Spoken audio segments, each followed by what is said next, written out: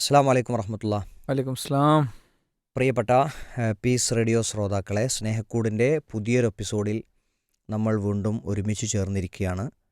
അള്ളാഹു സുബ്ഹാനഹു വതആല ഇത് നമ്മിൽ നിന്നൊരു സൽക്കർമ്മമായി സ്വീകരിക്കുമാറാകട്ടെ. ആമീൻ. അമീൻ അമീൻ. ഇന്ന് നമ്മളോടൊപ്പം പീസ് റേഡിയോയുടെ ഡയറക്ടർ കൂടിയായ താജുദ്ദീൻ സ്വലാഹിയാണ് സ്നേഹക്കൂടിലുള്ളത്. റേഡിയോയുടെ ശ്രോതാക്കൾ നമ്മുടെ ഫീഡ്ബാക്ക് ഓപ്ഷൻ വഴി നമുക്ക് ധാരാളം ചോദ്യങ്ങൾ അയച്ചിട്ടുണ്ട് സ്നേഹക്കൂടിൽ ഉത്തരം പറയാൻ വേണ്ടി. അത്തരം ചോദ്യങ്ങളാണ് നമ്മൾ ഇന്നത്തെ എപ്പിസോഡിൽ എടുക്കുന്നത്. നമ്മുടെ നാട്ടിലെ ഒരു സ്ഥിതി അനുസരിച്ച് വിവാഹശേഷം ഭർത്താവിൻ്റെ കുടുംബ വീട്ടിൽ ഭാര്യ താമസിക്കുക എന്ന രീതിയുണ്ട്. ആ രീതിയിൽ മുന്നോട്ട് പോകുമ്പോൾ അവിടെ കടന്നു വന്ന ആ പെൺകുട്ടി മരുമകൾ അവിടുത്തെ ഉമ്മയിൽ നിന്ന്, അമ്മായിയുമ്മ എന്ന് നമ്മൾ വിളിക്കുന്ന ഭർത്തൃ മാതാവിൽ നിന്ന് ഏൽക്കുന്ന ചില പ്രയാസങ്ങൾ, ആ പ്രയാസങ്ങൾ മരുമക്കൾ എഴുതി അയച്ചതും അവരുടെ പ്രശ്നങ്ങൾ അറിയുന്ന ആളുകൾ എഴുതി അയച്ചതുമായി ചില പ്രശ്നങ്ങൾ ഇവിടെ ഉണ്ട്. ആ വിഷയങ്ങളാണ് നമ്മൾ തീർച്ചയായും ഇന്ന് ചർച്ചക്കെടുക്കുന്നത്. തുടക്കത്തിൽ തന്നെ ഒരു കാര്യം സൂചിപ്പിക്കാൻ തോന്നുന്നു. ഇത് മരുമക്കൾ അമ്മായിമ്മമാരെ പറ്റി പറഞ്ഞ പ്രശ്നങ്ങളാണ്. അമ്മായിമ്മമാർക്ക് ചിലപ്പോൾ മരുമക്കളെക്കുറിച്ച് പ്രശ്നങ്ങൾ പറയാനുണ്ടാവും. അത്തരം പ്രശ്നങ്ങൾ അമ്മായിമ്മമാർക്ക് എഴുതി അയക്കാം. ആ പ്രശ്നങ്ങളും റേഡിയോ ചർച്ച ചെയ്യും. ഒരിക്കലും ഏതെങ്കിലും ഒരു പക്ഷം ചേർന്ന് സംസാരിക്കേണ്ട ആവശ്യമൊന്നുമില്ല. കുടുംബങ്ങൾ ഭംഗിയായി മുന്നോട്ട് പോകുക എന്നുള്ളത് മാത്രമേ നമ്മുടെ ഉദ്ദേശമുള്ളൂ. വന്ന ചോദ്യങ്ങൾക്കുള്ള പ്രതികരണങ്ങളാണ് ഇവിടെ പറയുന്നത്. പീസ് റേഡിയോയുടെ ഫീഡ്ബാക്ക് ഓപ്ഷൻ വഴിയാണ് നിങ്ങളുടെ ചോദ്യങ്ങൾ അയക്കേണ്ടത്. സ്നേഹക്കൂട് എന്ന പ്രോഗ്രാം സെലക്ട് ചെയ്ത് നിങ്ങളുടെ സംശയങ്ങൾ നിങ്ങൾക്ക് അയക്കാം. താജുക്ക, അപ്പോൾ അയച്ച ചോദ്യങ്ങളിൽ നിന്ന് നമുക്ക് തുടങ്ങാം അല്ലേ? ഇൻഷാ അല്ലാഹ്. ഒരു സഹോദരി അയച്ചിട്ടുള്ളത്, വിദേശത്താണ് അവരുടെ ഭർത്താവുള്ളത്. അവർ നല്ലൊരു ദീനിയായ ജീവിതം നയിക്കാൻ ആഗ്രഹിക്കുന്നയാളാണ്. പക്ഷേ അവരുടെ ആ ദീനിയായ ചിട്ടകൾ ഒന്നും ഭർത്താവിൻ്റെ മാതാവിന് ഇഷ്ടമല്ല. അവരുടെ വസ്ത്രദാന രീതിയൊന്നും അവർക്ക് താല്പര്യമില്ല. പക്ഷേ അവർ അത് ഭർത്താവിൻ്റെ ഇഷ്ടപ്രകാരം ഭംഗിയായി അവരുടെ രീതി അനുസരിച്ച് മുന്നോട്ട് പോകുന്നുണ്ട്. അവർ അനുഭവിക്കുന്ന വലിയ പ്രയാസം കഠിനമായ ചില ജോലികൾ ഏൽപ്പിക്കുന്നു എന്നാണ്. എന്നാൽ ഏൽപ്പിച്ച ജോലികളിൽ എന്തെങ്കിലും പ്രശ്നങ്ങൾ കണ്ടെത്തി അതിനെ കുറ്റം പറയുന്നു. അയൽവാസികളോടും കുടുംബക്കാരോടൊക്കെ ഇവരുടെ പ്രശ്നങ്ങൾ പറയാണ്. ഇവരോട് മാത്രമല്ല, ഇവരുടെ മക്കളോടും വളരെ ദേഷ്യത്തിലാണ് ഭർത്താവിൻ്റെ ഉമ്മ പെരുമാറുന്നത്. അപ്പോൾ തിരിച്ചു ഒന്നും അങ്ങോട്ട് പറയാൻ പറ്റില്ല. ഇങ്ങോട്ട് വളരെ ദേഷ്യത്തിലാണ് സംസാരിക്കുക. ഭർത്താവിനോട് പറഞ്ഞാൽ അതൊക്കെ ക്ഷമിക്കും, ഉമ്മാൻ്റെ സ്വഭാവം അങ്ങനെ തന്നെയാണ് എന്നൊക്കെയാണ് അവർ മറുപടി പറയാറുള്ളത്. അപ്പോൾ ജീവിതത്തിൽ വലിയ കുറ്റബോധത്തോടു കൂടിയാണ് ജീവിക്കുന്നത് എന്നാണ് അവർ പറയണത്. ഒരു സമാധാനമുള്ള ഒരവസ്ഥയല്ല. വീട്ടിലേക്ക് പോകാനും വരാനും ഒക്കെ അനുവാദം കിട്ടലും അവിടെയുള്ള സംസാരങ്ങളൊക്കെ പ്രയാസങ്ങൾ. ഇവരുടെ പ്രയാസങ്ങൾ വളരെ ദീർഘമായ പ്രയാസങ്ങൾ അവർ എഴുതിയിട്ടുണ്ട്. എന്തായാലും ഇങ്ങനത്തെ പ്രയാസങ്ങൾ അനുഭവിക്കുന്ന മറ്റാളുകളും ഉണ്ടാകും. അവർക്ക് കൂടി സഹായകരമാകുന്നൊരു ഉത്തരം നൽകാം എന്ന് തോന്നുന്നു. അതെ, നമ്മൾ പീസ് റേഡിയോ തുടങ്ങിയ കാലത്ത് ഒരു എപ്പിസോഡ് ഉണ്ടായിരുന്നു സ്നേഹക്കോട്ടിൽ, മരുമകൾ കരയുകയാണെന്നുള്ളതായിരുന്നു. അപ്പോൾ അതൊരു എപ്പിസോഡിന് വേണ്ടിയിട്ട് നമ്മൾ തുടങ്ങിയതാണെങ്കിലും പിന്നീടത് ചോദ്യങ്ങളുടെ ഒരു ഒഴുക്കന്നെ ഉണ്ടായി. മലയാളികളെ സംബന്ധിച്ചിടത്തോളം, മലയാളി കുടുംബ വീടുകളെ സംബന്ധിച്ചിടത്തോളം ഫസ്റ്റ് എക്സ്പീരിയൻസ് ആയിരുന്നു അത്. അങ്ങനെ ഓരോരുത്തരുടെ ഇഷ്യൂ എടുത്ത് മറുപടി പറയാമെന്ന് പറയണത്.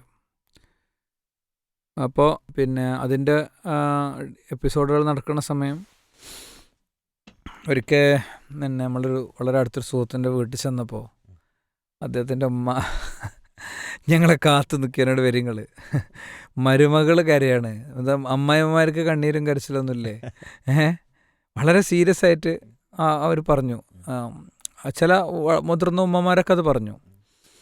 അപ്പോൾ ഈ ഇവരുടെ പ്രശ്നം എന്ന് പറയുന്നത്, ഈ മരുമക്കളും അമ്മായിമ്മമാരും ഒന്നിച്ച് ജോലി ചെയ്യുന്ന അടുക്കളയിൽ ഇത് പ്ലേ ചെയ്യുമ്പോൾ അമ്മായിമ്മ കേൾക്കാൻ വേണ്ടിയിട്ട് കുറച്ചും കൂടി ലൗഡ്ലി ചിലപ്പോൾ എന്ത് ചെയ്യും, മരുമക്കളത് ഇട്ടേക്കും. അപ്പോൾ അമ്മായിമ്മമാർക്ക് വേഗം തലവേദനയും ഉറക്കം വരലും ഉണ്ടാവും. ചിലപ്പോൾ അവർക്ക് പീസ് റേഡിയോട് പിണക്കുണ്ടാകും. ഇതൊക്കെ അന്നത്തെ ഒരു സീനായിരുന്നു. കുറേ കാര്യങ്ങൾ നമ്മൾ കണ്ടത് ഓർക്കുകയാണ്. നമ്മളെപ്പോഴും മനസ്സിലാക്കേണ്ട ഒരു കാര്യം, ഒരാൾ നമ്മളോട് ഒരു പ്രശ്നം ചൂണ്ടിക്കാണിച്ചാൽ അത് അല്ലാഹു സുബ്ഹാനഹു വ തആല നമുക്ക് തന്ന അനുഗ്രഹമായിട്ട് കാണണം. അങ്ങനെ കണ്ടാൽ ആണാണെങ്കിലും പെണ്ണാണെങ്കിലും അമ്മായിമ്മയാണെങ്കിലും അമ്മോഷനാണെങ്കിലും മരുമോളാണെങ്കിലും മക്കളാണെങ്കിലും ഒക്കെ തെറ്റുകൾ ചൂണ്ടിക്കാണിക്കപ്പെടുമ്പോൾ ആ ചൂണ്ടിക്കാണിക്കപ്പെടുന്ന തെറ്റിനെ ന്യായീകരിക്കാനുള്ളൊരു മനസ്ഥിതി എന്ന് പറയുന്നത് അത് പിശാചിൻ്റെ അടുത്ത് നിന്നുള്ളതാണ്. സയ്യന ലഹും ഷൈത്താനു അഅമാലഹും, ഓരോരുത്തർക്കും ഷൈത്താൻ അവരുടെ വഴി അലങ്കരിച്ച് കാണിച്ചു കൊടുക്കും എന്നാണ്. ഈ അടിത്തറ നമ്മളെപ്പോഴും ഉൾക്കൊള്ളണം. അതായത് നമുക്ക് ഒരു പ്രശ്നമുണ്ട് എന്നൊരാൾ നമ്മളോട് ചൂണ്ടിക്കാണിക്കുമ്പോൾ അയാളുടെ ഇൻറ്റൻഷൻ, അയാളുടെ ലക്ഷ്യം എന്തോ ആയിക്കോട്ടെ, നമ്മൾ എന്ത് ചെയ്യണം? എനിക്ക് അങ്ങനെ ഒരു പ്രശ്നമുണ്ടോ എന്ന് പരിശോധിക്കണം. പരിശോധിച്ചാൽ നമുക്ക് തെറ്റ് തിരുത്താൻ പറ്റും. അല്ലെങ്കിൽ ആ തെറ്റിൽ തന്നെയായി മരിക്കുമ്പോൾ അതുണ്ടാക്കുന്ന വലിയ പ്രശ്നങ്ങളുണ്ട്. ശരിക്ക് ഒരു വ്യക്തി സ്വർഗത്തിലേക്ക് പ്രവേശിക്കാനാകും, അപ്പോൾ എന്തു ചെയ്യും? അയാളൊരു വാചകം, ഒരു വാക്കുച്ചരിക്കും, അതുവഴി അയാൾ നരകത്തിലേക്ക് പോകുന്നതാണ്. അത്രയും കടുത്ത പ്രശ്നങ്ങൾ നാവ് കൊണ്ടുള്ള കാര്യങ്ങളിൽ ഉണ്ടാകുന്നുണ്ട് എന്ന് കൃത്യമായി പഠിപ്പിക്കപ്പെട്ടത് നമുക്കറിയാം. അപ്പോൾ ഞാൻ ഇത് കേൾക്കുന്ന പ്രായം ചെന്ന ഉമ്മമാരോടൊക്കെ പറയണത്, ഇതിങ്ങനെ മരുമക്കളുടെ സൈഡിൽ നിന്ന് സംസാരിക്കുക എന്നുള്ളതല്ല യഥാർത്ഥത്തിൽ ഉദ്ദേശിക്കുന്നത്.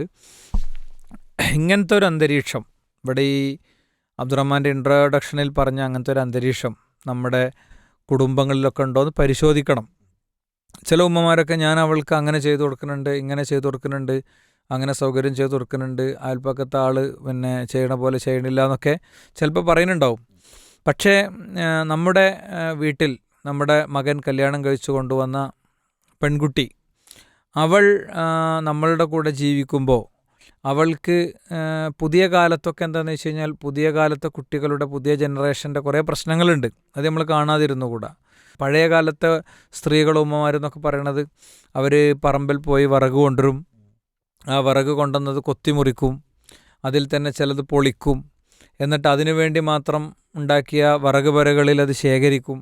എന്നിട്ട് അവിടുന്ന് ആ വിറക് എടുക്കാനൊരു ഓർഡർ ഉണ്ടാവും, ആദ്യം വെച്ചത് ചതിൽ വരാൻ സാധ്യതയുള്ളത്. ഇങ്ങനെയൊക്കെ ഒരു ഹൈറാർക്കി, ഒരു ക്രമമൊക്കെ പഴയ അമ്മമാർക്ക് ഉണ്ടാകും. അതൊക്കെ അനുസരിച്ച് പോണവരായിരിക്കും. അത് കൊണ്ടുവരും, അത് ഈ അടുക്കളയിൽ അടുപ്പിൻ്റെ താഴെയുള്ളൊരു സ്ഥലമുണ്ടല്ലോ, അതവിടെ വെക്കും. എന്നിട്ട് അതിൽ നിന്ന് ഇത്ര എണ്ണം ഓലക്കൊടി എടുക്കും, ഇത്ര എണ്ണം കമ്പെടുക്കും, അത് വെക്കും. അതിന് ഓടക്കോയിലുണ്ടാകും, അത് വെച്ച് അത് ഊതി കത്തിക്കും. എന്നിട്ട് അതിൽ നിന്ന് പുക വരും, ചുമക്കും. അതൊക്കെ ശീലിച്ചവരും കണ്ടവരുമാണ്. ഇപ്പോഴത്തെ കുട്ടികളെ സംബന്ധിച്ചിടത്തോളം അവർ ജനിച്ച് വീണത് തന്നെ ഗ്യാസിൻ്റെയും സ്റ്റൗവിൻ്റെയൊക്കെ മധ്യത്തിലേക്കാണ്. ഒക്കെ പിന്നെ എല്ലാതും പൊടിച്ച് വെച്ചത് പാക്കെന്ന് ഇങ്ങനെ പൊട്ടിച്ചിടണ ഒരു രീതിക്കാണ്. അപ്പോൾ സ്വാഭാവികമായിട്ടും അങ്ങനെയുള്ള കുട്ടികളുടെ പ്രതികരണത്തിലൊക്കെ കുറച്ച് പ്രശ്നങ്ങൾ സ്വാഭാവികമായിട്ട് ഉണ്ടാവുക എന്നുള്ളത് ഒരു വസ്തുതയാണ്. അവിടെ എന്തൊക്കെയാണെങ്കിലും മാനസികമായ വിഷമം, വേദന, സങ്കടം, ദുഃഖം നമ്മൾ കാരണം ഒരാൾക്ക് ഉണ്ടായിക്കൂടാ. ഒരാളെ കണ്ണീര് കുടിപ്പിച്ചുകൂടാ. അതൊരു അടിസ്ഥാനമാണ്.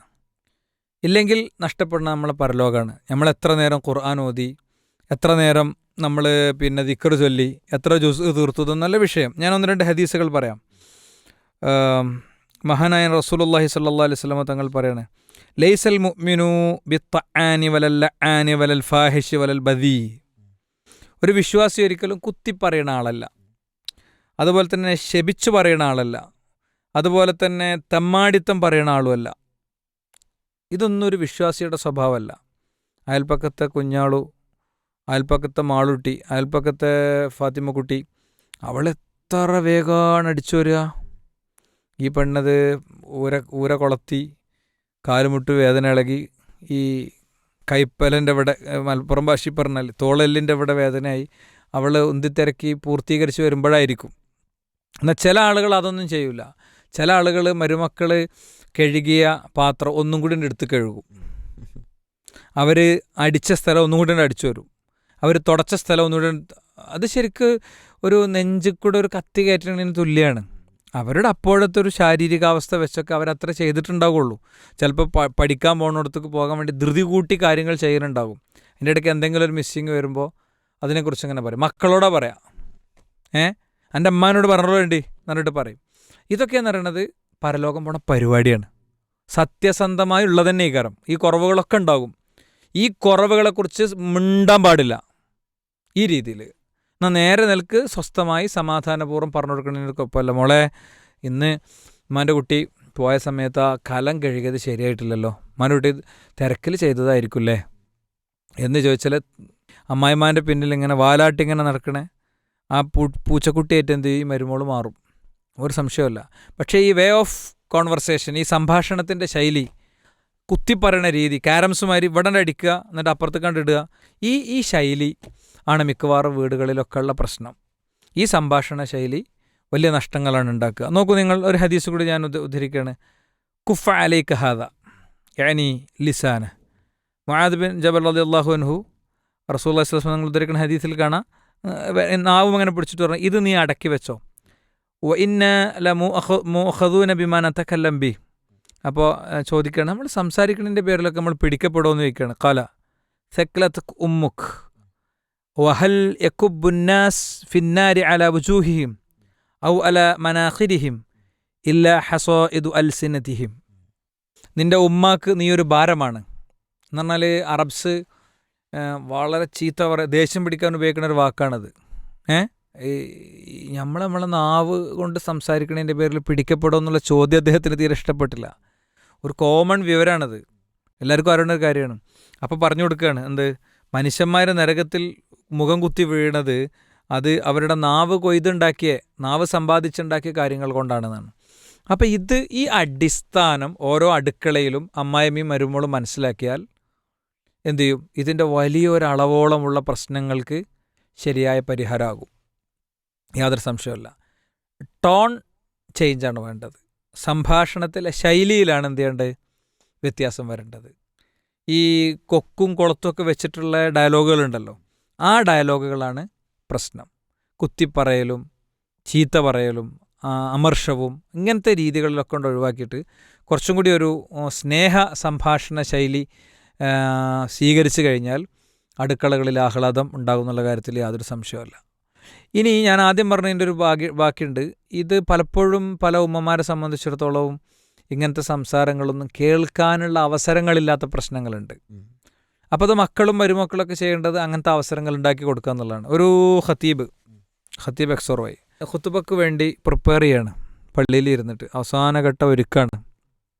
അറിയാലോ, ഒരു ഖുത്തുബ എന്നുള്ളത് ഒരുപാട് പ്രസവവേദന സഹിച്ചിട്ടുണ്ടാണ് ഒന്നാണ്.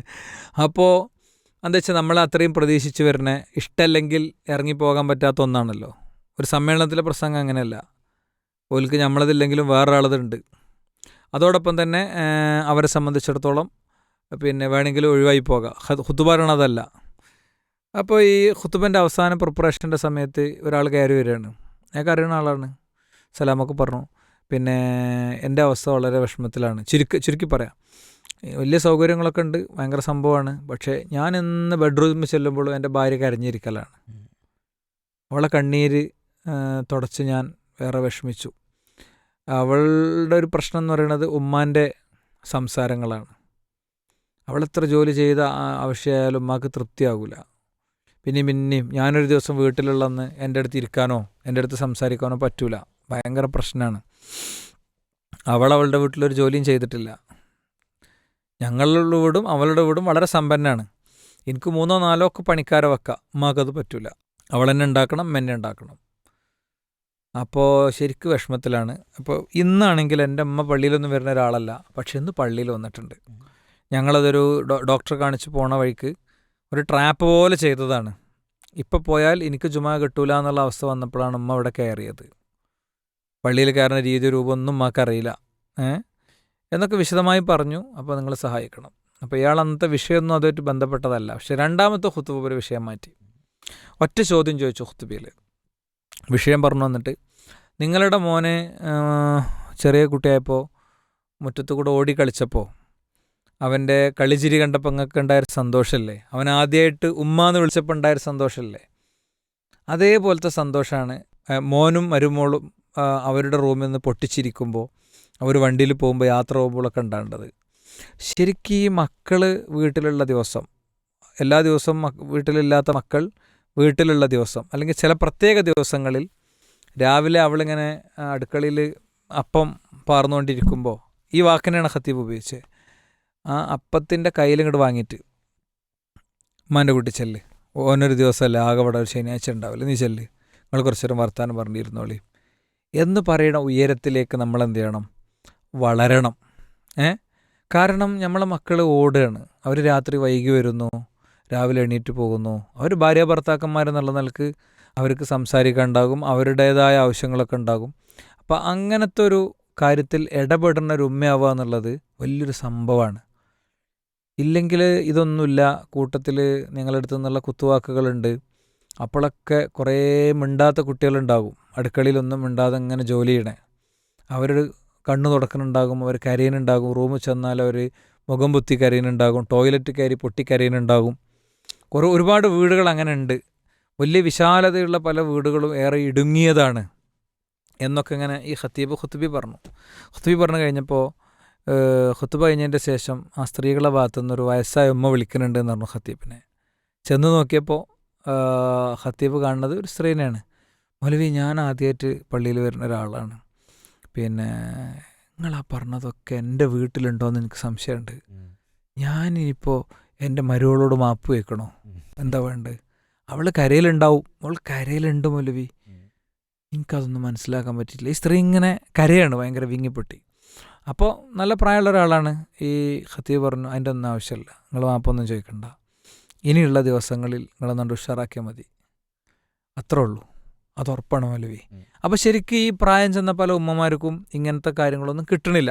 ചില സ്ത്രീകളൊക്കെ പറയും, ഉമ്മാക്ക് സ്ഥിരം ഖുർആൻ ക്ലാസ്സാ, 3 ഖുർആൻ ക്ലാസ്, 5 ഖുർആൻ ക്ലാസ്സാ, വല്ല കാര്യമുണ്ടോ? അപ്പോൾ അവിടെ വേറെയും കുറേ വിഷയങ്ങളുണ്ട്. ഒന്ന്, ഇത്തരം വിഷയങ്ങൾ അല്പം ഡിസ്കസ് ചെയ്യപ്പെടുന്നുണ്ടാവില്ല. 2, അത് ഉൾക്കൊള്ള തോഫീഖ് അല്പം ഉണ്ടായിട്ടുണ്ടാവില്ല. അപ്പോൾ നമ്മൾ പ്രാർത്ഥിക്കണം തോഫീഖിന് വേണ്ടി. വേറൊന്നും, ഒരു പ്രത്യേക പ്രായത്തിലെത്തുമ്പോൾ, ഒരു പ്രത്യേക മനോനിലയിലേക്ക് എത്തുമ്പോൾ നമ്മളൊക്കെ അങ്ങനെയൊക്കെ തന്നെ ആയിരിക്കും. ലൈഫിലെ പ്രായവും ഡയബറ്റിക് സിറ്റുവേഷൻസും സൈക്കാട്രിക് സിറ്റുവേഷൻസൊക്കെ വരുമ്പോൾ സ്വാഭാവികമായിട്ടും വ്യത്യസ്തമായ കുറേ ഡിസോർഡറുകളുണ്ട്. ഇപ്പം നാർസിസിസ്റ്റ് ഡിസോർഡർ ഒരു ഡിസോർഡറാണ്. ഭയങ്കര ദ്രോഹിക്കണ പ്രകൃതങ്ങളുണ്ടാകും. അപ്പോൾ ഇത്തരം കാര്യങ്ങളൊക്കെ വരുമ്പോൾ അവസാനം ചന്നി എന്നൊക്കെ നമ്മൾ പറയും, അങ്ങനത്തെ ഒരു സ്റ്റേജൊക്കെ എത്തിയിട്ടുണ്ടാവും. കുട്ടികളെക്കാളും വാശിയുള്ളൊരവസ്ഥയൊക്കെ എത്തിയിട്ടുണ്ടാവും. അത് അവരുടെ പ്രായത്തിൻ്റെ ഒരവസ്ഥയായി പരിഗണിച്ച് പരമാവധി നമ്മൾ വിട്ടുവീഴ്ച ചെയ്ത് അവർക്ക് ഇഷ്ടമല്ലാത്ത കാര്യങ്ങൾ ഒഴിവാക്കി നമ്മുടെ ഇഷ്ടങ്ങളൊക്കെ ഒന്ന് അഡ്ജസ്റ്റ് ചെയ്ത് മുന്നോട്ട് പോവുകയാണ് വേണ്ടത്. അപ്പം അങ്ങനെയുള്ള ആളുകൾക്ക് അങ്ങനത്തെ വീട് ഭയങ്കര ഇടുക്കമുള്ളതായി തോന്നും. അതിൻ്റെ ഒരു പരിഹാരം എന്ന് പറയുന്നത് ആ ഇടുക്കമുള്ള വീടിൻ്റെ അന്തരീക്ഷത്തിൽ നിന്ന് കുറച്ച് വിട്ടുക എന്നുള്ളതാണ്. ചില ഗ്യാപ്പുകൾ എടുക്കുക, ചില ഇടവേളകൾ എടുക്കുക, സ്വന്തം വീട്ടിലേക്ക് പോകാം, പുറത്തേക്ക് പോകാം. സാധാരണ നമ്മൾ പറയും ഈ കോഴ്സും കാര്യങ്ങളൊക്കെ ചെയ്യണം. കോഴ്സും കാര്യമൊക്കെ ചെയ്യുമ്പോൾ ആ കോഴ്സിൻ്റെ കുറേ ചിന്തകളൊക്കെ ഉണ്ടാകും. പല ജാതി പിന്നെ ഓൺലൈൻ കോഴ്സുകളൊക്കെ ഉണ്ട്. അണ്ണാമല യൂണിവേഴ്സിറ്റി എന്നൊക്കെ പറയണ യൂണിവേഴ്സിറ്റിയൊക്കെ ഇതിനൊക്കെ ഉള്ളതാണ്. അപ്പോൾ നമുക്ക് ജസ്റ്റ് പുറത്ത് പോകാം, കോഴ്സുകളുടെ ഭാഗമാകാം. അപ്പം വീട്ടിൽ നിന്ന് ഇറങ്ങണതിനും വേറെ തടസ്സങ്ങളും പ്രശ്നങ്ങളൊന്നുമില്ല. പിന്നെ ഓരോന്നിനും ഇങ്ങനെ പോയി പെർമിഷൻ ചോദിക്കുക എന്നുള്ളതൊന്നുമല്ല. അത് കാര്യങ്ങൾ അറിയിക്കുക, എനിക്ക് പോകണം, ഇന്നത് ചെയ്യണം എന്നൊക്കെ പറയാം. അപ്പോൾ സ്വാഭാവികമായിട്ടത് പറയുമ്പോൾ അത് ചില സമയങ്ങളിൽ അത് ഉൾക്കൊള്ളുന്നതായിരിക്കും, ചില സമയത്ത് അത് ഉൾക്കൊള്ളാത്തതായിരിക്കും. അപ്പോൾ നമ്മളൊക്കെ വീട് എന്ന് പറയുന്നത് ഭയങ്കരമായി എന്തിനും പ്രോത്സാഹിപ്പിക്കുന്ന വീടാണ്. അപ്പോൾ നമ്മളൊക്കെ പാരൻസ് എന്ന് പറയുന്നത് എനിക്ക് ഉറപ്പിച്ച് പറയാൻ പറ്റും. അതിൻ്റെ കാര്യം എന്താണെന്ന് വെച്ച് കഴിഞ്ഞാൽ അവർ നന്നായിട്ട് കേൾക്കണവരായതുകൊണ്ട് എന്തെങ്കിലും കുറവുകളോ കുഴപ്പങ്ങളോ ഉണ്ടെങ്കിൽ അത് നിരന്തരം എഡിറ്റ് ചെയ്യപ്പെടുന്നുണ്ട്. അപ്പോൾ സ്വാഭാവികമായിട്ടും കാര്യം പറയാം. പിന്നെ വീട്ടിൽ അനിവാര്യമായി നമ്മൾ ഇടപെടേണ്ടതും ചെയ്യേണ്ടതും നമ്മൾ ചെയ്യണം. ആ റോളുകൾ എടുക്കണം. റോളുകൾ എടുക്കാതെ വെറുതെ വർത്താനം പറയണതിൽ എന്തില്ല, അർത്ഥമല്ല. അപ്പോൾ ഈ സഹോദരിയുടെ കാര്യത്തിൽ നമുക്ക് പറയാനുള്ളത്, പിന്നെ അവരുടെ അമ്മായിമ്മ ഉൾക്കൊള്ളേണ്ട ഏരിയ ഉണ്ട്, അവർ ഉൾക്കൊള്ളേണ്ട ഏരിയ ഉണ്ട്. പഴയ ആൾക്കാരാണ്, ആ പഴയ ആൾക്കാരെ നമ്മൾ എഡിറ്റ് ചെയ്യാനൊന്നും പോണ്ട. ഭർത്താവിനെ നിങ്ങൾ എന്ത് ചെയ്യരുത്, പ്രതിയാക്കരുത്. അത് നിങ്ങൾ തന്നെ ഒന്ന് അഡ്ജസ്റ്റ് ചെയ്ത് പോവുക. നിങ്ങൾക്ക് ഭയങ്കര ഇറിറ്റേഷൻ ഉണ്ടാകുന്ന സമയത്ത് ജസ്റ്റ് ഒന്ന് മാറി നിൽക്കാനുള്ള സംവിധാനം ഉണ്ടാക്കുക. പിന്നെ അവർ പരിരക്ഷിക്കപ്പെടുന്ന ഒരു സാഹചര്യം ഉണ്ടെങ്കിൽ വേറെ വീടിനെ കുറിച്ചാണ് ആലോചിക്കേണ്ടത്. അപ്പോൾ ആ നിലക്ക് എന്ത് ചെയ്യും, കണ്ണകലുമ്പോൾ എന്ത് ചെയ്യും, മനസ്സെടുക്കുന്നതാണ് പൊതുവെ പറയാം. പിന്നെ എന്താ വെച്ച് കഴിഞ്ഞാൽ ഏത് വ്യക്തിക്കും അവരുടേതായ ഒരു ഇഷ്ടത്തിൻ്റെ ലോകം ഉണ്ടാകും. ആ ഇഷ്ടത്തിൻ്റെ ലോകം നമ്മളൊന്ന് കറക്റ്റ് മനസ്സിലാക്കിയാൽ, അവിടെ ഇടപെട്ട് തുടങ്ങിയാൽ അവർ റിലാക്സ്ഡ് ആവും എന്നുള്ള കാര്യത്തിൽ സംശയമല്ല. പിന്നെ എപ്പോഴും പറയുന്നത് പോലെ അവർക്ക് എന്തെങ്കിലും വിഷമ പ്രയാസമൊക്കെ വരുമ്പോൾ 100% കൂടെ നിൽക്കുക. അപ്പോൾ വലിയുൻ ഹമീമാകും എന്ന്, നിൻ്റെ ശത്രു പോലും നിൻ്റെ ആത്മമിത്രാകും എന്ന് പറഞ്ഞൊരു ഭാഗമുണ്ട്. കുറച്ചൊക്കെ പ്രായം ചെന്ന ആളുകൾക്ക് പല പല മനോനിലകളിലുള്ള വ്യത്യാസങ്ങളുണ്ടാകും. ഭർത്താവ് മരിച്ച ഭാര്യമാർ, അവരെ സംബന്ധിച്ചിടത്തോളം അവർക്കൊരു ഏകാന്തത ഉണ്ട്. അയാളവിടെ കോമ സ്റ്റേജ് കിടക്കുകയാണെങ്കിൽ പോലും ഭർത്താവ് ഉണ്ട്. ആ ചുമരിൻ്റെ ഉള്ളിൽ അവർക്കൊരു തിങ്ങലുണ്ട്, ഒരൊറ്റപ്പെടലുണ്ട്. അതൊക്കെ നമ്മൾ ഉൾക്കൊണ്ട് അതിൽ വേണ്ടത് ചെയ്യുക എന്നുള്ളതാണ് പരിഹാരം. അവരുടെ വിശദമായ ചോദ്യമാണ്, അതിൻ്റെ ഉത്തരങ്ങളായിട്ടുണ്ടാവും എന്ന് വിചാരിക്കുകയാണ്. ഓക്കെ, എന്തായാലും പരസ്പരം മനസ്സിലാക്കുകയും അങ്ങനെ ഓരോരുത്തരുടെയും ബുദ്ധിമുട്ടുകളും പ്രയാസങ്ങളൊക്കെ തിരിച്ചറിഞ്ഞുകൊണ്ട് തന്നെ നമ്മുടെ ഇടപെടലുകൾ ഉണ്ടാകണം എന്ന് നമ്മൾ ശ്രദ്ധിക്കുക. ആത്മാർത്ഥമായ പ്രാർത്ഥനയുണ്ടെങ്കിൽ അത് തീർച്ചയായും ഉപകാരത്തിലേക്ക് നയിക്കുമെന്നാണ്. മറ്റൊരു ചോദ്യമുള്ളത് അമ്മായിമ്മയെക്കുറിച്ചുള്ള ഒരു ചോദ്യം. അവരുടെ സ്വഭാവം മോശമാണ്, അതോടൊപ്പം തന്നെ വേണ്ടാത്ത സൗഹൃദങ്ങളുണ്ട്. ഞാൻ എങ്ങനെയാണ് ഉമ്മയോട് നിൽക്കേണ്ടത്? ഉമ്മാക്ക് ഒരുപാട് അവസരം നൽകി നോക്കി കാര്യമുണ്ടായിട്ടില്ല എന്നാണ്. ഒരു ഒറ്റവാചകത്തിൽ നമുക്ക് പറയാൻ പരിമിതിയുള്ള ഒരു കാര്യമാണിത്. ഈ സൗഹൃദങ്ങൾ എന്നുള്ളത് എന്താണ് ഉദ്ദേശിച്ചത് നമുക്കറിയില്ല. അത് അശുദ്ധമായ ബന്ധങ്ങളാണോ, പിന്നെ ഒരു ശ്രമിച്ചു നോക്കി എന്നുള്ളത് അതിൻ്റെ ഒരു മീനിങ് എന്താണ്, എങ്ങനെ ശ്രമിച്ചു നോക്കിയത് നമുക്കറിയില്ല. അപ്പോൾ ഇങ്ങനെ നമുക്കിതിനെങ്ങനെ കാണുക, അവർക്കെന്തോ ഒരു പിന്നെ തെറ്റായ ബന്ധങ്ങളുണ്ട്. അപ്പോൾ സ്വാഭാവികമായിട്ടും അത് ശരിയാക്കിയെടുക്കാനുള്ള വഴി എന്ന് പറയുന്നത് ഒന്ന് അത്തരം വിഷയങ്ങളുടെ അപകടങ്ങൾ ബോധ്യപ്പെടുത്തുന്ന പ്രഭാഷണങ്ങളും ക്ലാസ്സുകളും കാര്യങ്ങളൊക്കെ അവർ കേൾക്കുന്നൊരു സ്പേസിൽ കൊണ്ടുവരിക എന്നുള്ളതാണ്. അതോടൊപ്പം തന്നെ അവരുടെ ഏറ്റവും അടുത്ത സൗഹൃദ വലയങ്ങളിൽ ഉള്ള ആളുകൾക്ക് അവരതിൽ നിന്ന് പിന്തിരിപ്പിക്കാൻ കഴിയുമെങ്കിൽ പിന്തിരിപ്പിക്കുന്ന ഒരു സാഹചര്യങ്ങളൊക്കെ സൃഷ്ടിക്കാൻ കഴിയും. പിന്നെ എന്തായാലും അവരെ നമ്മൾ അപകടങ്ങൾക്ക് വിട്ടുകൊടുക്കുക എന്നുള്ളത് ഒരു കാരണവശാലും ഉണ്ടായിക്കൂടാ. നമ്മൾ പോയി അവരെ തിരുത്താൻ നിൽക്കുമ്പോൾ ഉണ്ടാകുന്ന കുറച്ച് പ്രശ്നങ്ങളുണ്ട്. അവർക്ക് അതുകൊണ്ടുണ്ടാകുന്ന മാനഹാനിയുണ്ട്, പിന്നെ അതുണ്ടാക്കുന്ന കുറച്ച് പെയിനുകളുണ്ട്. അപ്പോൾ ഈ വ്യക്തികളെക്കുറിച്ചുള്ള നല്ലൊരു ധാരണ ഉണ്ടെങ്കിലേ നമുക്കിതിലൊരു പൂർണ്ണമായ ഉത്തരം പറയാൻ കഴിയുള്ളൂ. എന്തായാലും ഇങ്ങനെയൊക്കെയാണെങ്കിലും മാതാപിതാക്കൾ എന്നുള്ള നിലക്കുള്ള ഉത്തരവാദിത്തങ്ങളും കടമകളും അത് നിർവഹിച്ചു കൊടുക്കുന്നതിൽ ഒരു കുറവും വരുത്താൻ പാടില്ല എന്ന് തന്നെ നമുക്ക് എന്ത് ചെയ്യാം, ഉറപ്പ് വരുത്താം. അപ്പോൾ തെറ്റുകൾ ചെയ്യുന്നു എന്നുള്ളത് അവരോടുള്ള ഉത്തരവാദിത്തങ്ങൾ നിർവഹിക്കുന്നതിൽ നിന്ന് തടസ്സമായിക്കൂടാ. ഒരു തെറ്റ് തിരുത്തുമ്പോൾ കൈകൊണ്ട് തിരുത്താം, സംസാരം കൊണ്ട് തിരുത്താം, മനസ്സുകൊണ്ട് തിരുത്താം. അപ്പോൾ അവിടെ നിങ്ങളുടെ കേസിൽ ഏതാണ് ഗുണപരമായതെന്നുള്ളത് ഒന്നുകൂടി സൂക്ഷ്മമായി വിശകലനം നടത്തണം. കൂടുതൽ ഉത്തരങ്ങൾ ആവശ്യമുണ്ടെങ്കിൽ പീസ് റേഡിയോയിട്ട് കൂടുതൽ ബന്ധപ്പെടാമെന്നാണ് പറയാനുള്ളത്. മറ്റൊരു ചോദ്യമുള്ളത്, എൻ്റെ മക്കൾ വളർന്നു വരുന്നത് മുതൽക്കേ കണ്ടുവരുന്നത് എൻ്റെ അമ്മായിയമ്മയും അമ്മോശനും മോശമായ വാക്കുകൾ പറയുന്നതാണ്. എൻ്റെ കണ്ണു തെറ്റിയാൽ അവർക്ക് എന്നെക്കുറിച്ച് കുറ്റങ്ങൾ പറഞ്ഞു കൊടുക്കുകയും അനാവശ്യ കാര്യങ്ങൾ എന്നെക്കുറിച്ച് അവർ പറഞ്ഞു കൊടുക്കുന്നതാണ്. കേൾക്കാൻ മക്കൾ നിന്നു കൊടുത്തിട്ടില്ലെങ്കിൽ അവർ ഇരുവരും മക്കളോട് വെറുപ്പ് കാണിക്കുകയും അവരോട് മിണ്ടാതിരിക്കുകയും ചെയ്യുന്നു. ആ മക്കൾ വലുതായി കഴിഞ്ഞാൽ എന്നെ അനുസരിക്കാതിരിക്കുമോ, ഞാൻ പറഞ്ഞത് കേൾക്കാതിരിക്കുമോ? ഇങ്ങനെയുള്ള വീടുകളിൽ മക്കളെ എങ്ങനെയാണ് വളർത്തിക്കൊണ്ടുവരേണ്ടത്? വിശദീകരിച്ചു തരുമെന്ന് പ്രതീക്ഷിക്കുന്നു. ഒരു വലിയ പ്രതിസന്ധിയാണ് വാപ്പിയമ്മയും ഇതെന്നൊക്കെ പറയണതേ. ഒരു നേരത്തെ ഇതിൽ പറഞ്ഞ പോലെ തന്നെ ഒരു പ്രത്യേക പ്രായത്തിലെത്തുമ്പോൾ ഉണ്ടാകുന്ന കേസുകളുണ്ട്.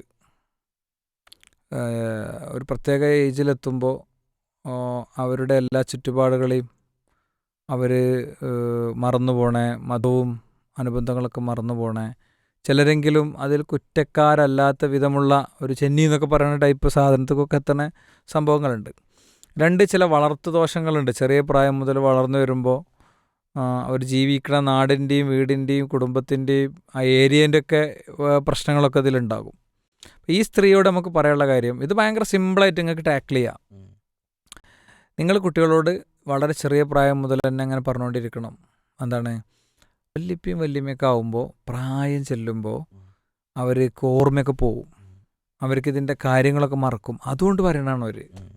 മനസ്സിലായില്ലേ? അപ്പോൾ കുട്ടി മനസ്സിലാക്കേണ്ട എന്താണ്, വല്യപ്പ വല്യമ്മ എന്ന് പറഞ്ഞാൽ ഇങ്ങനെ പറഞ്ഞുകൊണ്ടിരിക്കുന്ന ആളുകളാണ്. അവരെ പറയണത് എന്ത് ചെയ്യണ്ട, ഞാൻ കേൾക്കണ്ട. അതവരുടെ പ്രായത്തിൽ അവർക്ക് പറ്റുന്ന വീഴ്ചകളാണ്, ഞാനത് എടുക്കാൻ പാടില്ല. അങ്ങനത്തെ ഒരു മുൻബോധം, ഒരു പ്രീ മൈൻഡ് ഈ കുട്ടികൾക്ക് ഉണ്ടാക്കിയിട്ട് കൊടുത്തു കഴിഞ്ഞാൽ പിന്നെ അതിമങ്ങനെ വന്നുകൊണ്ട് റബ്ബർ ബന്ധുവിൽ ഇങ്ങനെ തിരിച്ചു പോകുകയേ ചെയ്യുള്ളൂ. എന്ത് ചെയ്യൂല, കുട്ടികളുടെ ഉള്ളിലൊരിക്കലും കയറൂല. ഇപ്പോൾ മുമ്പൊരിക്കൽ നമ്മളൊരു സജഷൻ പറഞ്ഞത്, ഈ ഇവരിങ്ങനെ ഭയങ്കര മോശം വാക്ക് പറയുന്നറിഞ്ഞ്. അപ്പോൾ ചെറിയ കുട്ടികളല്ലേ, അപ്പോൾ ഇങ്ങനെ ചെവി പൊത്തിയിട്ട് അയ്യയ്യയ്യയ്യയ്യേന്ന് പറയാൻ പറഞ്ഞ് കുട്ടികളോട്. അപ്പോൾ കുട്ടികളത് പറഞ്ഞു തുടങ്ങുമ്പോൾ തന്നെ അയ്യയ്യയ്യയ്യേന്ന് പറയാൻ തുടങ്ങും. അപ്പോൾ അവർക്ക് ദേഷ്യം വരും. അപ്പോൾ ഈ വിഷയം മാറ്റും. അപ്പോൾ അവർ ഓടിക്കുമ്പോൾ മണ്ടാൻ പറഞ്ഞു നമ്മൾ. മനസ്സിലായില്ലേ? എന്നിട്ട് പിന്നെ ചെന്നിട്ട് കെട്ടിപ്പിടിച്ച് ഉമ്മ കൊടുക്കും. കെട്ടിപ്പിടിച്ച് ഉമ്മ കൊടുക്കും. പിന്നെ അവരുടെ കുറച്ച് ഇഷ്ട ഏരിയ ഉണ്ട്. ഏത് പ്രായം ചെന്ന ആളുകൾക്കും കുറച്ച് ഇഷ്ടേരിയ ഉണ്ടാകും പറയാനുള്ളത്. അവരുടെ കുട്ടിക്കാലം, അവരുടെ വിദ്യാഭ്യാസം, അവരുടെ ഫൈറ്റുകൾ, അവരുടെ അധ്വാനങ്ങൾ, അത് പോയിട്ട് അങ്ങനെ ചോദിക്കും. അന്ന് എന്നിട്ട് ഉപ്പപ്പ ഗൾഫിലായപ്പോൾ അങ്ങനെ ഉണ്ടല്ലോ കുട്ടികൾ ആ സ്റ്റൈലിൽ. ഇത് ഒരു ഭയങ്കര ഒരു പ്രശ്നമായിട്ട് വന്നപ്പോൾ ഭയങ്കരമായിട്ടുള്ള ഫേസ് ടു ഫേസ് സിറ്റിങ്ങിൽ കൊടുത്തൊരു ഐഡിയ ആയിരുന്നു. അപ്പോൾ അത് ഭയങ്കര ക്ലിക്കായി എന്നാണ്. അപ്പോൾ എന്ത് ചെയ്തു, ഇവരിത് വേണ്ടാത്ത വർത്തമാനങ്ങൾ പറഞ്ഞു തുടങ്ങുമ്പോൾ തന്നെ കുട്ടികൾ എന്ത് ചെയ്യും, ചെവിയിൽ വിരൽ വെച്ചിട്ട് അയ്യേത് പറയും. അപ്പോൾ അവർ ഓടിക്കും. അപ്പോൾ അവർ ഓടും. കുറച്ച് കഴിഞ്ഞിട്ട് വന്നിട്ട് ഒക്കെ സോപ്പാക്കും. എന്തെങ്കിലുമൊക്കെ അത്യാവശ്യം അവിടെ കുരുമുളക് അവിടെ ഉണ്ടാവും, അങ്ങനത്തെ ഒക്കെ ഉണ്ടാവും. അതൊക്കെ ഒന്ന് എടുക്കാൻ കൂടി കൊടുക്കും. അപ്പോൾ എന്തായി, ഈ പ്രായത്തിലുള്ള ആളുകൾ അവസാനം കുട്ടികളെപ്പോലെ ആവും എന്ന് പറഞ്ഞല്ലോ. ആ കുട്ടികളെപ്പോലെ ആകുന്ന ആളുകൾക്ക് ആ കുട്ടികളുടേതായ രീതിയിലുള്ളൊരു സംഗതി എന്ത് ചെയ്യാൻ പറ്റി, അവിടെ കൊണ്ടുവരാൻ പറ്റി എന്ന് പറയണ പോലെ ഇവരെന്ത് ചെയ്യണം, ഇതൊക്കെ നമ്മളെ ആളുകൾക്കുള്ള ഒരു പ്രശ്നം ഇതൊക്കെ വരുമ്പോൾ തന്നെ ആകെ തളർന്ന് ഇനി എനിക്കൊരു വഴിയില്ല, ഇനി കുട്ടികൾ വേഗം പറഞ്ഞാൽ കേൾക്കാതാവും എന്നൊക്കെയുള്ള നിരാശയിലേക്ക് പോകുക എന്നുള്ളതാണ് പ്രശ്നം. ഇത് ശൈത്താനോട് വിജയിക്കുകയാണ്. നിരാശ വിശ്വാസിക്കില്ല, പ്രതീക്ഷ മാത്രമേ ഉള്ളൂ. ഒരു ഘട്ടത്തിലും നിരാശപ്പെടേണ്ടതില്ല. പ്രാർത്ഥന വലിയൊരു ആയുധമാണ്. ആ പ്രാർത്ഥന ശരിക്കും നടത്തുക. ഇവർക്കെതിരെ പ്രാർത്ഥിക്കൊന്നും ചെയ്യരുത്. നമ്മൾ ഈ ഏജിലെത്താനുള്ളതാണ്. ഈ പ്രായമായ ആളുകൾ ആ ഒരു ഏജിലെത്തുമ്പോൾ അങ്ങനെ പല രീതിയിൽ അവരുടെ അടുത്ത് നിന്ന് പ്രതികരണമൊക്കെ വരും. അവർ പതിയെ അവരുടെ ജീവിതത്തിൽ നിന്നുള്ള യാത്ര നടത്തിക്കൊണ്ടിരിക്കുകയാണ്. അപ്പോൾ അവർക്ക് വലിയ സന്തോഷങ്ങളില്ല, അവരുടെ ഡ്രീംസ് ഒന്നുമില്ല, അവരിങ്ങനെ അവിടെ ഇങ്ങനെ കഴിഞ്ഞുകൂടാണ്. പിന്നെ ഇതിൽ നിർബന്ധമായിട്ടും കാണേണ്ട ഒരു കാര്യം, നമ്മളിങ്ങനെ പല യാത്രയും പോകുന്നുണ്ടാവും, ഓല അവിടെ തന്നെ ഇരിക്കുകയും. അപ്പം അവർക്ക് പറ്റുന്ന ടൂറും ഉണ്ട്. നമ്മൾ ഈ കൊടൈക്കനാലും മണാലി ഒക്കെ ഇങ്ങനെ പ്ലാൻ ചെയ്യുന്നതിന് പകരം അവർക്ക് അടുത്തുള്ള സ്ഥലങ്ങൾ, അവരുടെ ഫ്രണ്ട് സർക്കിള്, അങ്ങനെയൊക്കെയുള്ള യാത്രകളൊക്കെ ഉണ്ടാകും. അവർക്ക് പറ്റിയ ഒരു ഏരിയകൾ, അവർക്ക് പറ്റിയ എൻ്റർടൈൻമെൻറ്റ്, ഇതൊക്കെ ഒന്ന് നമ്മൾ ചർച്ച ചെയ്തിട്ട് അവർക്ക് വേണ്ടിയിട്ട് കുറച്ച് യാത്രയൊക്കെ വേണം. ചില രക്ഷിതാക്കളൊന്നും ഇതിന് വില്ലിങ് ആവില്ല. അവർക്ക് ഊരവേദന, തലവേദന, കൈവേദന എന്നൊക്കെ പറഞ്ഞ് അങ്ങനത്തെ ആളുകൾ പൊതുവേ മക്കളെയൊക്കെ ഇങ്ങനത്തേന് പറഞ്ഞേക്കും ചെയ്യും. അപ്പോൾ അവിടെ പോയി വന്നതിൻ്റെ വിശേഷങ്ങളൊക്കെ കാണിച്ചു കൊടുക്കുക, ഫോട്ടോസൊക്കെ കാണിച്ചു കൊടുക്കുക. അങ്ങനെ ഉണ്ടാവുമല്ലോ. അപ്പോൾ ഒരു വീട്ടിൽ ഡ്രസ്സ് എടുക്കണം ഭയങ്കര പ്രശ്നമാണ്. ഡ്രസ്സ് എടുക്കണത് അങ്ങനെ ശീലിച്ചാണ്. അപ്പോൾ അതിൻ്റെ സൂക്ഷ്മ പരിശോധന നടത്തുമ്പോൾ ഓരോ വാപ്പ ഒരു സമയത്ത് 3 വസ്ത്രം മാത്രമേ ഉണ്ടാകാൻ പാടുള്ളൂ എന്നുള്ള കണിശതയിൽ നിന്നുകൊണ്ട് വളർത്തിയതാണ്. അപ്പോൾ ഇവർക്കാണെങ്കിൽ ഡ്രസ്സും കാര്യങ്ങളൊക്കെ കുട്ടിയൊക്കെ വേണം. അപ്പോൾ അവരെന്ത് ചെയ്യുന്നത് വെച്ച് കഴിഞ്ഞാൽ നേരെ ഡ്രസ്സുകളൊക്കെ ഇത് പറ്റിയോ പറ്റിയില്ലേ എന്നൊക്കെ അങ്ങനെ ഉണ്ടല്ലോ, ഉമ്മാനോടൊക്കെ കാണിച്ചു കൊടുത്ത് ചോദിച്ചു, ഓൺലൈനിലെ സാധനമൊക്കെ കാണിച്ചു കൊടുത്തിട്ടാണ് എന്ത് ചെയ്യുക, ഡ്രസ്സ് എടുക്കാൻ പോവുക. ചെന്നപ്പോൾ അത് കിട്ടിയിട്ടുണ്ടാവില്ല, അങ്ങനെയാണ് പറയാം. പക്ഷേ ഓരോരുടെ ഒരു അംഗീകാരം വാങ്ങി, അങ്ങനെ ഉണ്ടല്ലോ, അവർക്കുമുള്ള ഡ്രസ്സൊക്കെ വാങ്ങി ആ രീതിയിലാവുമ്പോൾ പ്രശ്നമല്ല. അപ്പം പ്രായമായ ആളുകൾ നമ്മൾ കൈകാര്യം ചെയ്യുമ്പോൾ കുറച്ചും കൂടി അവർ പ്രായമായവരാണ്. പിന്നീട് ഒരു ബോധ്യത്തിൽ നിന്ന് അബോധത്തിലേക്കുള്ള യാത്രയിലാണ് എന്നുള്ള ഒരു ബോധ്യത്തോടു കൂടെ നമ്മൾ വിഷയം കൈകാര്യം ചെയ്യുക എന്നുള്ളതാണ് വേണ്ടത്. ഇവർ കുട്ടികളായിട്ടുള്ള ഇൻറ്റിമസി കൂട്ടുക, കുട്ടികളെ അവർ വെറുതെ ചീത്ത പറഞ്ഞ് മണ്ടിക്കാതിരിക്കുക, കുട്ടികൾക്ക് കൊടുക്കേണ്ട റിലാക്സേഷൻസ് കൊടുക്കുക, ഇനി അവർ പറയണ മാതിരി നമ്മളും തെറി വരാതിരിക്കുക, അതൊക്കെയാണ് അവർ ശ്രദ്ധിക്കേണ്ടത്. മറ്റൊരു ചോദ്യമുള്ളത്, എൻ്റെ ഉപ്പയോടും ഉമ്മയോടും ഏറ്റവും മാന്യമായി ഞാൻ ഇടപഴകുന്നു. അവരുടെ സന്തോഷത്തിലും ദുഃഖത്തിലും എപ്പോഴും ഞാനും ഭാര്യയും കൂടെ ഉണ്ടാകാറുണ്ട്. ഞങ്ങളുടെ മക്കളിൽ ഇളയവൻ്റെ കൂടെയാണ് അവർ താമസിക്കുന്നത്. എൻ്റെ ഭാര്യയുടെയും ഉമ്മയുടെയും ഇടയിൽ ഒരു പ്രശ്നവുമില്ല. ഉമ്മയോട് അവർക്കും സ്നേഹമാണ്. അവരുടെ ഒരു പരാതി, ഞങ്ങൾ അങ്ങോട്ട് ഫോൺ വിളിക്കണം, ഇങ്ങോട്ടേക്ക് വിളിക്കാറില്ല. ഞങ്ങൾ എത്ര ദിവസം വിളിച്ചില്ലെങ്കിലും ഒരു കുഴപ്പമില്ല. ബാക്കി എല്ലാവരെയും അങ്ങോട്ട് ഫോൺ വിളിക്കുകയും ചെയ്യും. എന്താണിങ്ങനെ? എനിക്കൊരു പിടുത്തവും കിട്ടുന്നില്ല. വേറെ ഒരു പ്രശ്നവുമില്ല. ഞാൻ മാത്രമേ ഉമ്മാക്ക് ഉമ്മ കൊടുക്കാറുള്ളൂ. ഉമ്മയുടെ മക്കളിൽ ഈ ഒരു പ്രശ്നങ്ങൾ, ഫോൺ വിളിക്കാത്തത് വല്ലാത്ത വിഷമമാണ്. എന്താണ് പരിഹാരം? അത് ഇവരെ ഭയങ്കര ഇഷ്ടമായതുകൊണ്ടാണ്. ആരെ? ഈ മകനെയും ഭാര്യയെയും? അതായത് അങ്ങനെയാണ് ഒരു ചിന്തിക്കേണ്ടത്. മറ്റുള്ളവരുടെ അടുത്തൊക്കെ വിളിച്ചിട്ടില്ലെങ്കിൽ അവർക്ക് പരാതി ഉണ്ടാവും എന്നുള്ളൊരു തോന്നലുണ്ടാവും. മനസ്സിലായില്ലേ? ഇവർ ഉമ്മയൊക്കെ കൊടുക്കണ അത്ര ഇൻറ്റിമസി ഉണ്ടല്ലോ. അപ്പോൾ ശരിക്ക് വേണ്ടത് മക്കൾ ഉമ്മാരെ വിളിക്കുന്നതാണല്ലോ. മക്കൾ ഉപ്പാരെ വിളിക്കുകയാണ്. നമ്മളെ വീട്ടിലൊക്കെ കുറച്ച് കുറവാണ്. ഞാനൊക്കെ ഓരോ ടൈം ആകുമ്പോൾ ഇങ്ങോട്ട് വിളിക്കുക ചെയ്യല കേട്ടോ. അങ്ങനെ പറയല്ല, നമ്മൾ പറയുമ്പോൾ ഉള്ളതല്ലേ പറയാൻ പാടുള്ളൂ. നമ്മളുടെ സിസ്റ്റം അങ്ങനെയാണ്. എല്ലാവരും ഇങ്ങോട്ട് വിളിക്കുക ചെയ്യുക, ഭാര്യ ഇങ്ങോട്ട് വിളിക്കുക ചെയ്യുക, അമ്മ ഇങ്ങോട്ട് വിളിക്കുക ചെയ്യുക. എന്തായാലും ഉമ്മാൻ്റെ ഫോൺ നമ്മൾ എടുക്കും, നിസ്കാരത്തിലല്ലാത്ത ഏത് സമയത്താണെങ്കിലും. അപ്പോൾ ഭാര്യ ചിലപ്പോൾ ഉമ്മാൻ്റെ ഫോണിൽ നിന്ന് വിളിക്കുക, അവരെ വേഗം എടുക്കുമല്ലോ. അല്ല, ഞാൻ പറയാം, ശരിക്ക് അങ്ങനെ ഒരു ഇപ്പം എൻ്റെ വാപ്പിയും അങ്ങനെ ചിന്തിച്ച് ഞാൻ വിളിച്ചോളണം. അത് ഓല കുഴപ്പമൊന്നുമല്ല. ഓനെ ഞങ്ങളെ വിളിക്കേണ്ടത് തീരുമാനിച്ചാൽ വിളിച്ചോളണം. മനസ്സിലായില്ലേ? അപ്പോൾ ഇത് വലിയ പരാതിയായിട്ട് സ്നേഹക്കൂടൊക്കെ അയച്ചതിന് നിങ്ങൾക്ക് ഫൈനുണ്ട്. നിങ്ങളെ വാപ്പിയമ്മി അത്രയും നിങ്ങളോട് സ്നേഹത്തിലാണെന്നുള്ളത് അങ്ങനെ എടുക്കുകയാണ് വേണ്ടത്. ബാക്കിയുള്ളവരൊക്കെ വിളിച്ചിട്ടില്ലെങ്കിൽ പിണങ്ങുന്നൊക്കെ വിചാരിക്കുന്നുണ്ടാകും ഈ അമ്മയും വാപ്പിയും. അതുകൊണ്ടാണ് സമയത്തിന് എന്ത് ചെയ്യണത്, അവരെ വിളിക്കണത്. നിങ്ങളുടെ അടുത്തുള്ള ഇൻറ്റിമസി അറ്റാച്ച്മെൻറ്റും കൊണ്ട് ഇങ്ങോട്ട് വിളിക്കട്ടെ എന്ന് എന്ത് ചെയ്യണതാണ്, വിചാരിക്കുന്നതാണ്. പിന്നെ ഇതിലുള്ളൊരു കാര്യം, സാധാരണഗതിയിൽ നല്ല അടുപ്പമുള്ളവരും നന്നായി സഹായിക്കുന്നവരുമായ ആളുകളെ, ഏറ്റവും കൂടുതൽ കൂടെയുള്ള ആളുകളെ ഈ വയസ്സായ ആളുകൾ വല്ലാതെ പറയും. നല്ലോണം നോക്കണം, മരുമകളെക്കുറിച്ച് വളരെ മോശമായിട്ട് പറയും. എപ്പോഴെങ്കിലും പ്രത്യക്ഷപ്പെട്ട് ഉമ്മ എന്നൊക്കെ പറഞ്ഞ് വരുന്നേ അങ്ങനെ ഉണ്ടല്ലോ. ഈ സ്ഥിരമായിട്ട് കൂടുള്ള ആളുകൾക്ക് പകരം അപ്പുറത്തോ താമസിക്കണവരോ ഗൾഫിലുള്ളവരോ ഒക്കെ പെട്ടെന്ന് പറന്നിറങ്ങി ഭയങ്കര സംഭവം, ഭയങ്കര അഭിപ്രായമായിരിക്കും. അത് ശരിക്കും ശ്രദ്ധിക്കേണ്ടത് ആരാന്ന് വെച്ച് കഴിഞ്ഞാൽ എപ്പോഴെങ്കിലും വരുന്നവരാണ്. എപ്പോഴെങ്കിലുമൊക്കെ വരുന്നവർ ഈ സ്ത്രീയുടെ കഷ്ടപ്പാടുകളെയും അധ്വാനങ്ങളെയും ഒക്കെ ചവിട്ടി മതിച്ച് അവിടെ ആറാടാൻ പാടില്ല. അത് പ്രത്യേകിച്ച് ഈ ഉമ്മൻ്റെ അല്ലെങ്കിൽ ഉപ്പൻ്റെ പെൺകുട്ടികൾ അവരവരുടെ വീട്ടിൽ നിന്ന് വരുമ്പോൾ ഈ ഉമ്മയും ഉപ്പൊക്കെ പറയണതിനനുസരിച്ച് ഇങ്ങനെ കയറി കൊടുക്കല്ല വേണ്ടത്. ഓളൊന്നും ശ്രദ്ധിക്കണില്ല, അങ്ങനെയാണ് ഇങ്ങനെയാണ്. ഇതുണ്ടോ, ഇതിപ്പോൾ രാവിലെ കൊണ്ടുവന്ന് വെച്ച ചായ ഗ്ലാസ്സാണ്, ഇപ്പോഴും ഓൾ കൊണ്ടുപോയിട്ടില്ല. അവിടെ ചായ ഗ്ലാസ് ഇരിക്കുന്നുണ്ടാവും. എന്താ അവിടെ ഇരുന്ന എന്താ പ്രശ്നം? അപ്പം ശരിക്കും എന്താ മറുപടി പറയുന്നുണ്ട്, ആ അമ്മ അത് ശരിയാണ്, ഓൾ മറന്നതേക്കാരം. ഓളവിടെ കുട്ടികളെ സ്കൂളിലേക്കൊക്കെ പറഞ്ഞേക്കാൻ വേണ്ടി ഉള്ള ഓട്ടം പാച്ചിലൊക്കെ കഴിഞ്ഞാണ്ട് ഇന്നലെ നമ്മളെ സൽക്കാരമായിരുന്നല്ലോ, അതിൻ്റെ ചെമ്പ് കഴുകാണ്, ഞാൻ കൊണ്ടേക്കട്ടോ. അതേ കാര്യം എന്ത് ചെയ്യുക ഈ മോൾക്ക്, അതൊക്കെ തന്നെയാണ്, നിങ്ങളെ കുഴപ്പമാണ്, നിങ്ങൾ നേരാക്കേണ്ടിയിരുന്നു. ഇതൊരു തരം റിലേ പരിപാടിയാണ്. എന്താ വെച്ചാൽ ഇയാളെ ഭർത്താവിൻ്റെ പെങ്ങൾക്ക് അവിടുന്ന് നല്ലോണം കിട്ടും. കാരണം ഈ ഭർത്താവിൻ്റെ പെങ്ങളുടെ അവിടുത്തെ ഒരു നാത്തൂനുണ്ടാവുമല്ലോ, ഓരപ്പുറത്തുനിന്ന് കൊണ്ടുവന്ന് കൊടുക്കും. ഇതിങ്ങനെ കൊടുക്കണ ഈ സ്ത്രീകൾക്കിടയിലുള്ള ഒരു റിലേ പരിപാടിയാണിത്. അതൊക്കെ പുതിയ കാലമാണ്. നമ്മളതൊക്കെ മാറ്റിയിട്ടില്ലെങ്കിൽ കുടുംബ സംവിധാനങ്ങളൊന്നും എന്ത് ചെയ്യില്ല, നല്ല നിലക്ക് നിലനിൽക്കില്ല. അപ്പോൾ ഈ വിഷയത്തിലുള്ളത് ഇത്രയേ ഉള്ളൂ. ഇവരെ സംബന്ധിച്ചിടത്തോളം ഇവർ സന്തോഷിക്കുകയാണ് വേണ്ടത്. സ്ഥിരമായിട്ട് വിളിക്കുക, ഒരു ദിവസം വിടാതെ വിളിക്കുക, വിശേഷങ്ങൾ ചോദിക്കുക, ഓരോ ദിവസം പുതിയ സർപ്രൈസസ് കൊടുക്കുക, നല്ല ക്വസ്റ്റ്യൻസ് ഉണ്ടാകുക, അവരുടെ ഏറ്റവും ടച്ചിങ് ആയിട്ടുള്ള മേഖലയിൽ ചോദ്യങ്ങൾ ചോദിക്കുക, അതൊക്കെ തന്നെയാണ് വേണ്ടത്. അപ്പോൾ ശരിയായ രീതിയിൽ എന്ത് ചെയ്യാൻ പറ്റും, മരണം വരെയും പിന്നെയും അവരോടുള്ള ഹൃദയബന്ധം പാലിക്കാൻ പറ്റും. ഇതൊന്നൊരു പരാതിയായി വിചാരിക്കേണ്ട, അത് മനസ്സൊന്ന് വിടുക, അപ്പോൾ തന്നെ ശരിയാവും. ഇതിൽ ചോദ്യത്തിൽ കുറേ ദിവസം വിളിച്ചിട്ടില്ലെങ്കിലും ഒരു പ്രശ്നവുമില്ല എന്നാണ് ഇതിലുള്ളത്. അപ്പോൾ ഇവർ കുറേ ദിവസം അങ്ങോട്ട് വിളിക്കാതെ ഇരുന്നിട്ടുണ്ട് എന്നുകൂടി ഇന്ന് കിട്ടുന്നുണ്ടല്ലോ, അതും കിട്ടുന്നുണ്ട്. പിന്നെ അതോടൊപ്പം തന്നെ പ്രശ്നമില്ല എന്നുള്ള സത്യത്തിലൊരു നല്ല കാര്യമല്ലേ. നിങ്ങൾ ഇത്ര ദിവസം വിളിച്ചിട്ടില്ല എന്നൊന്നും പറഞ്ഞ് കച്ചറുണ്ടാക്കണില്ലല്ലോ. ചില ആളുകൾക്ക് എന്താ വെച്ചാൽ ഫോൺ സംഭാഷണത്തിൻ്റെ കല അറിയില്ല. ഫോൺ എന്താ വിശേഷിച്ചൊന്നുമില്ലല്ലോ, പിന്നെന്താ ഒന്നുമില്ല, എന്നാൽ ആയിക്കോട്ടെ കേട്ടോ. നേരെ മറിച്ച് ചില ആളുകൾ അങ്ങനെ സംസാരിച്ചാൽ 1.5 മണിക്കൂർ 2 മണിക്കൂറൊക്കെ സംസാരിക്കും. അപ്പോൾ ഈ ഫോണ് വേഗം വെക്കണത് താല്പര്യമില്ലാത്തതുകൊണ്ടൊന്നുമല്ല. ചില ആളുകൾക്ക് ഈ ഫോണും ഈ സംസാരവും ഈ ഒരു സിറ്റുവേഷനും ഈ ഒരു സാഹചര്യം അത്ര തന്നെ എന്തല്ല, അവർ അതുമായിട്ട് മാച്ചാകണില്ല.